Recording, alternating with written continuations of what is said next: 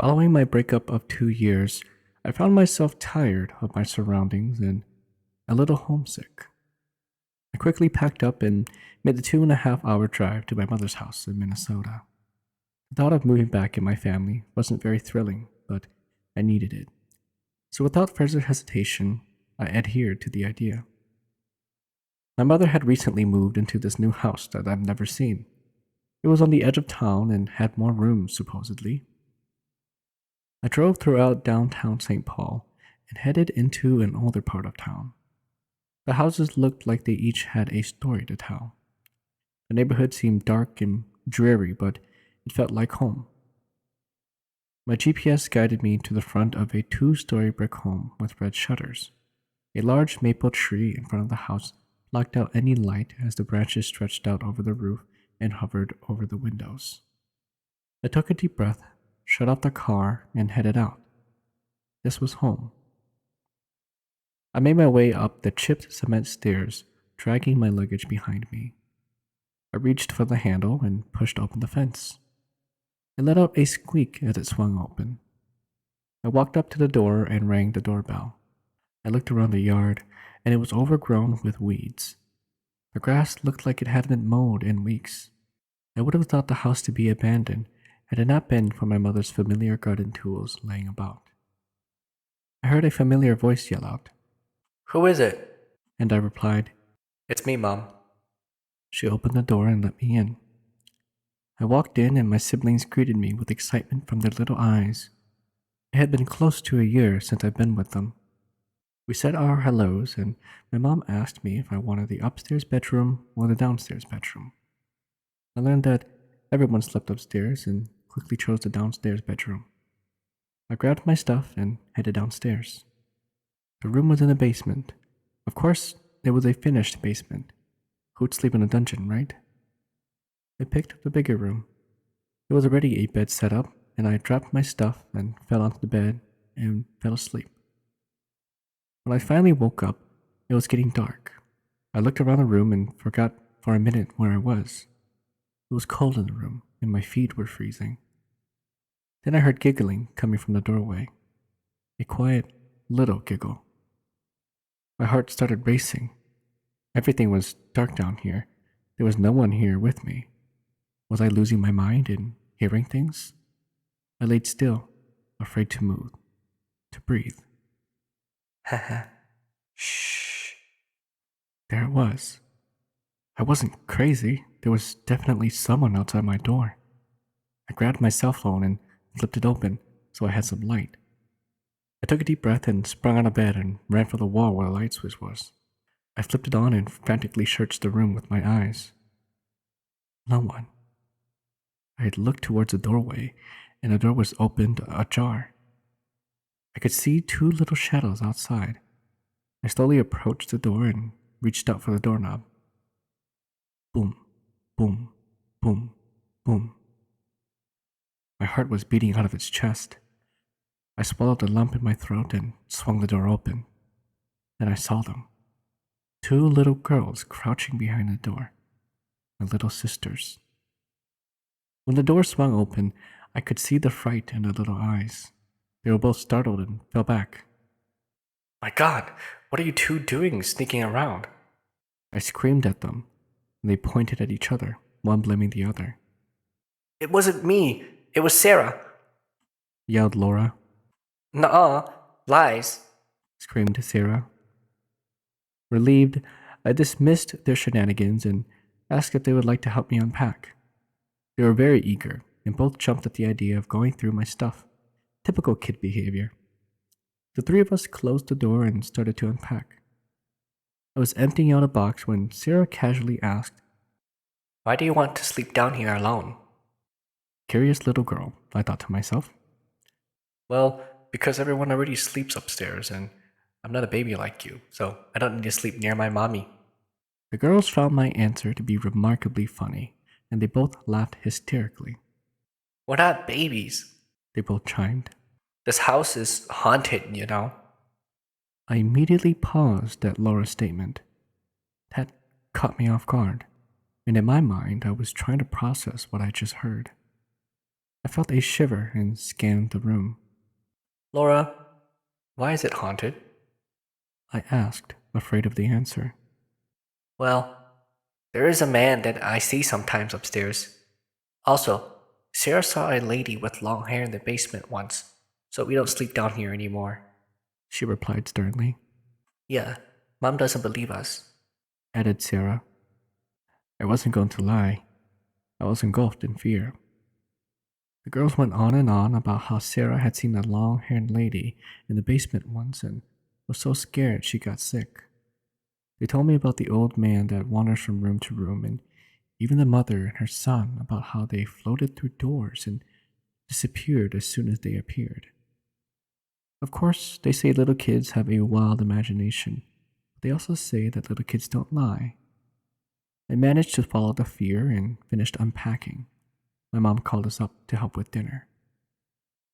After dinner and a movie with the kids, I had forgotten all about our little conversation earlier. It was late. I was tired. The kids headed off to bed and I headed downstairs. I called up my friend and spoke to him. We ended up talking for hours and it helped me forget about the stories. We talked and talked until my eyes grew too heavy. I slid under the covers, shut off the light, and fell asleep. It was only about 2 hours into my sleep when I felt a wind blowing on the right side of my face. Did I forget to close the window? I opened my eyes and looked up at the window. The curtains were still, no wind. The window was locked and closed. I decided that I was dreaming, so I closed my eyes and tried to fall asleep again. Tick, tick, tick. I could hear my watch ticking. I squeezed my eyes harder and tried to drown out the ticking. Then, I felt it again. That blowing on the side of my face. It must have been a draft, I told myself. Half asleep and eager to sleep, I just pulled the blanket up over my face and went to sleep. It wasn't before long, but I felt it again. Only this time, it was accompanied by a foul smell. The smell was nauseating. It smelled like old, rotten meat. I was laying on my left side and could feel that draft on my right side. It was stronger and smelled so bad. Annoyed and curious, I turned around. As I did, I saw a dark shadow hovering above me. I screamed and I saw it slip under the bed. I was paralyzed with fear. I couldn't move, rather, I was too afraid to. It was useless screaming for help. No one would hear me. I flipped on the phone, ran to the wall, and turned on the light. I got down on my knees and looked under the bed. Nothing. At this point, I was close to hyperventilating. I crawled back in bed with the lights on, called my friend, and asked him to stay on the phone with me. I told him what I had experienced, and he suggested I was dreaming. After a few hours of reassurance and exploring every logical explanation, he had me convinced that I was just dreaming. The next few nights went without incident until a Friday night. I had completed my nightly routine before bed. I brushed my teeth, wore my PJs, and jumped right into bed to talk on the phone. My friend and I were talking on the phone until I heard a scratching at the door. My lamp was right next to me this time, and I had a light, so I wasn't too scared of my immediate surrounding. But the scratching was coming from outside of my door. I sat in bed as quiet as I could and had my gaze fixed on the door. Nothing. My friend had convinced me this time that it was a mouse. After all, it is an old house. I'm sure that there are some crawling around. We continued with our conversation. It dragged on into the night, and as usual, I fell asleep. I was awakened by a cold draft. The room was freezing. I pulled my blanket up to my chin, and as soon as I did that, something pulled it. Again, my heart was racing and I was paralyzed with fear.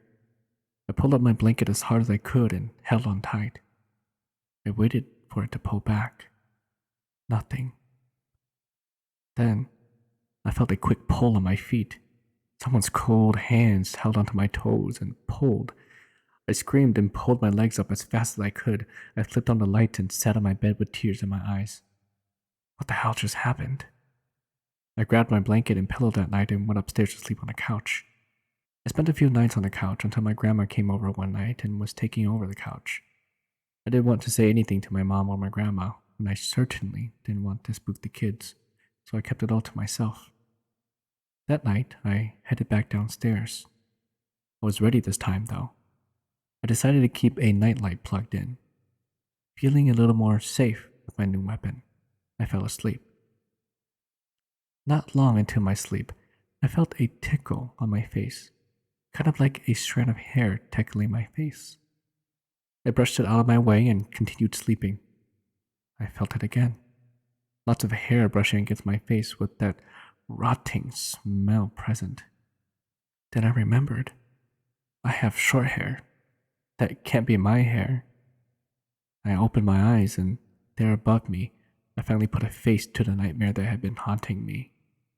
A rotting corpse, it looked like. Her jaw was torn, and she attempted a smile that spread from ear to ear, her long black hair dangling in my face. No body, just a head and torso with dangling arms. She was breathing right into my face. That rotting smell was indeed her flesh. I tried to jump out of bed, but I was stuck. I couldn't move or scream. I could feel her ice-cold fingers holding down my arms. I was pinned to the bed and paralyzed with fear. She got closer and let out a moan. I felt heaviness on my chest as she pressed down onto me.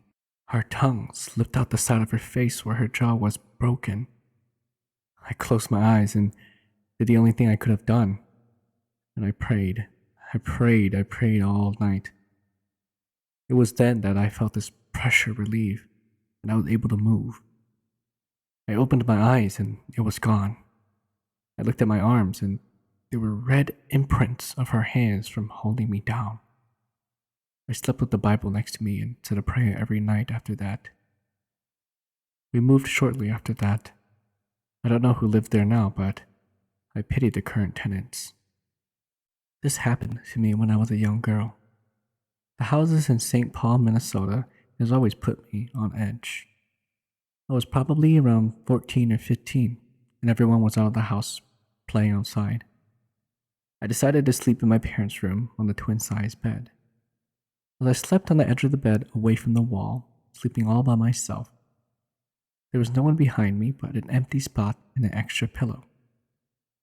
Sleep came and almost swept me away to dreamland. I remembered how quiet the house was. No children, except for me, were inside until for a slight moment I heard a soft cry of a baby out of nowhere. Strangely, it sounded so close, as if it was right behind me. Eyes wide open and alert, I slowly moved my gaze to the direction of the sound behind me and turned. Luckily, nothing was there. I looked down at the pillow right beside me. No baby.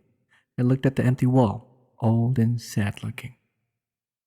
Thinking that I was just hearing things, I turned back and tried to sleep.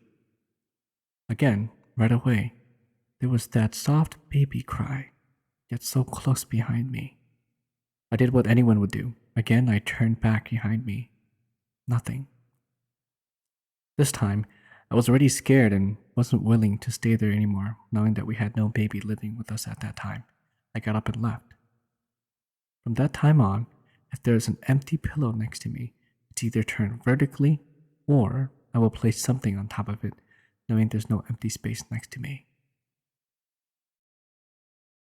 This story was told to me by my nephew, who used to live on Magnolia Street, a block away from Jackson Cemetery in Minnesota. We'll call him Michael. Michael was coming home late at night at around 12 or 1 a.m. in the morning with 3 of his other friends. They were out late at a friend's house and were coming home from east side St. Paul to west side St. Paul. My nephew sat at the back passenger seat by the left side window. As they turned on to Magnolia Street, they saw a girl in a white long dress with black hair. Her hair was about shoulder's length. The girl was looking down on the ground and her hair was covering her face as she walked down the sidewalk. They all saw the girl, but being high school boys, they all got curious as to how this girl looked like and why she was walking at night alone. The driver slowed down their car as they passed her. They all turned their heads to the left to look at her. As the car slowly went by, they did not see her face. Her head was still down and her hair was dangling, blocking them from seeing her face. As the back passenger seats were parallel to her, while the boys were still staring at the girl, she turned her head to the right and began to stare right at them. The hair was still partially covering her face. Her face was pale and her eyes were black. No pupil, just pure black. Michael at the time wore a red bag around his neck to protect him from evil spirits. Inside of this red bag was a copper coin given to him from his dad. The red bag started to move up and down on its own, as if someone was making the bag move left to right and then up and down. He grabbed a hold of his bag with both of his hands. While all this was happening, the driver pressed on the gas pedal as hard as he can and got the car moving. They did not stop at the next stop sign, they just zoomed right past to my nephew's house. All four of them got out of the car as fast as they could and ran into his house. Once inside of his house, Michael took out his red bag and opened to see what was going on inside of it. He didn't know why it started moving by itself. To all of their surprise, the coin inside the red bag was all banged up. It looked as if someone was biting onto the coin, leaving scratches that looked like teeth marks. I work in a pharmacy inside of a store. On a Monday afternoon, I was on the work phone, so as I was busily talking to the doctor, I noticed one of our regular customers. His name was Randy, and he was a Caucasian male. I saw Randy walk past the pharmacy with his head lowered down a bit, pulling a shopping cart. I was about to say hi to him and realized that he was already walking away and wasn't stopping by to say hi to me like he normally would. I found that unusual because he was always a happy guy who loved to joke around every time he comes by. The moment I saw him, I was certain that it was Randy, but since he didn't greet us, I thought it could have been someone else. I had a long day and I just let the thought go by. Today is Thursday, and I got a phone call from his wife saying that Randy passed away that Sunday night. I was so shocked that I can only tell myself today that maybe he came by to say his last goodbye that Monday afternoon. It was a scary yet sad feeling. I remember about 4 years ago when two of my buddies and I were still working at McDonald's. It was New Year's Eve and they wanted to go do something fun that night after I got off work. The plan was to go clubbing, but then again, I wasn't quite legal yet. Instead, we decided to go hunting for spirits on this dark countryside road, which everyone said was haunted. From all the stories that I've heard, there's been numerous accidents and ghost sightings on this road, which has made us quite curious, so my buddies and I decided to go investigate it. Of course, I was the driver, and when we got there, we pulled over and stopped on the side of the road. We sat in the car and waited for about 3 minutes. Nothing. After about another 2 minutes or so, one of my buddies, who was sitting on the passenger's side, said he heard something throw a small rock pebble at his window. We all stood quiet and waited again. Tink. This time, the pebble hit the driver's side of the car. And I had to admit, I was pretty freaked out, and so were my other two buddies. I was so scared and frightened that I started the car up and floored it as hard as I could to get the hell out of there. I remembered driving as fast as I could to try to get off that road when I read a red light entering into the highway, which I didn't even notice. My buddies who did notice screamed at me saying I had just ran a red light. That's when it hit me. I started freaking out. My whole body tightened up and I was having a major panic attack. I was unable to drive anymore, so I had to pull over to the side of the highway so one of my buddies could drive us all back home. Ever since that night, every time when I drive by myself, I would always have a panic attack in my car, which would render me unable to drive. For the past 4 years, I've lived like this, unable to drive or go out due to reoccurring panic attacks whenever I drive or step foot into a car. Life was miserable, but I finally had the courage to tell my grandma everything that happened that night. She had a shaman from Wisconsin to do a read on me, and what the shaman said was that I met a graveyard demon who was hungry and wanted food, so it kept following me. A couple months after that, I converted to Christianity and changed my name. Ever since then, I'm able to drive on my own now and not have any problems with reoccurring panic attacks. Back in Laos, when my aunt was a young teenage girl, her and her friends would always get their baskets and go outside of the village to pick fruits from some nearby trees. On one particular day, my aunt and one of her friends decided to go fruit picking, so with their baskets on their backs, they set out. It was a hot, sunny day, and they had just finished picking their fruits and were set on foot to go back home. The walk home was about an hour or so, and they hadn't packed any food. Hungry and sweaty, they trotted home. Halfway along the journey home, they came upon a riverbank.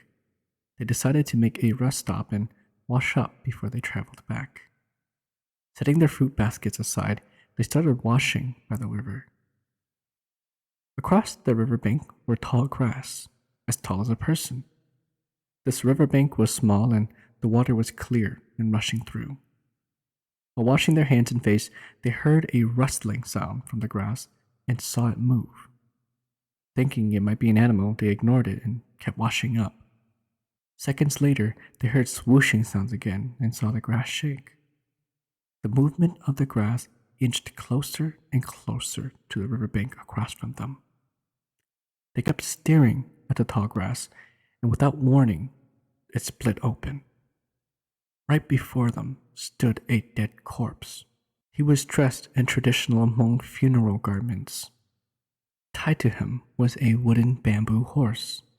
And the Hmong believe that the horse is a symbol to help guide them into the afterlife on their journey.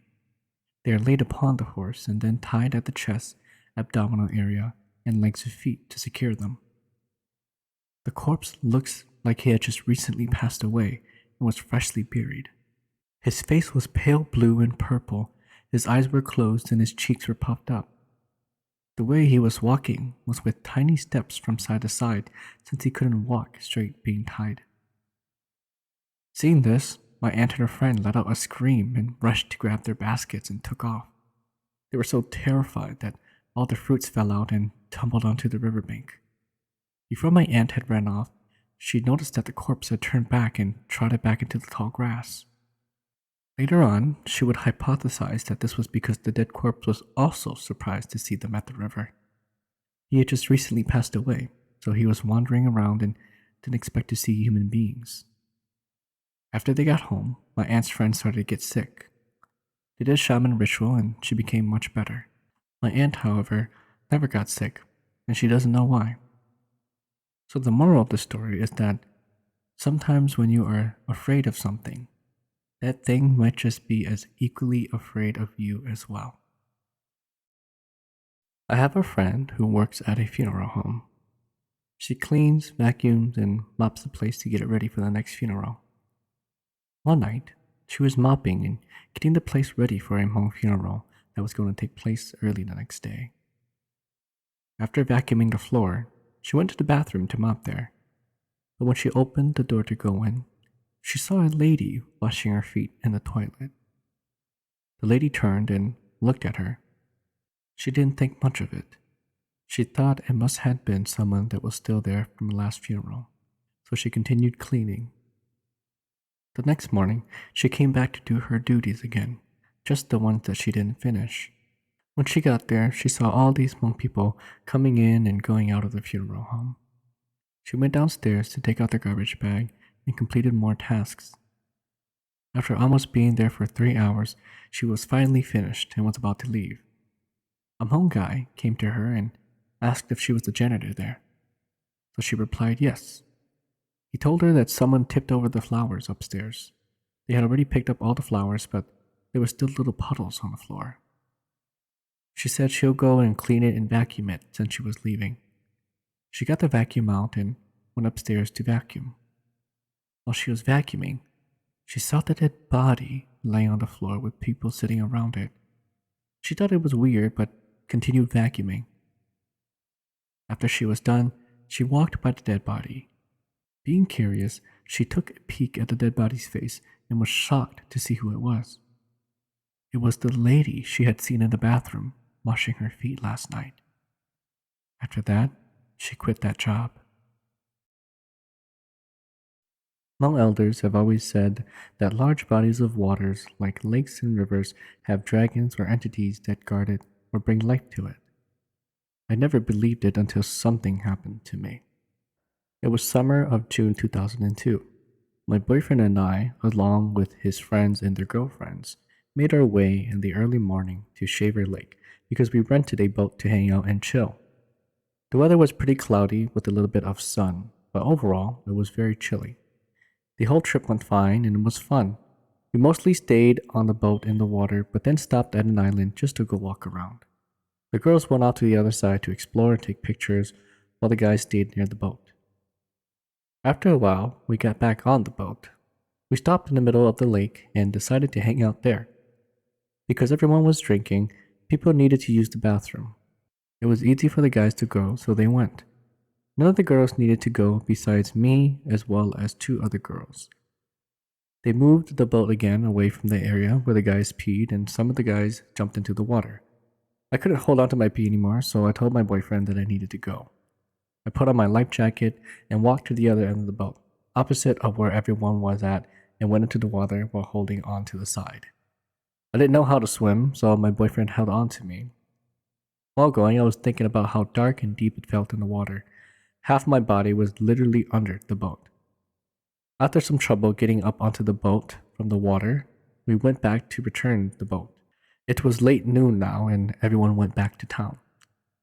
When my boyfriend and I got to his house, we were so tired. We crashed and fell asleep. This is where things got creepy. While sleeping, I had a nightmare.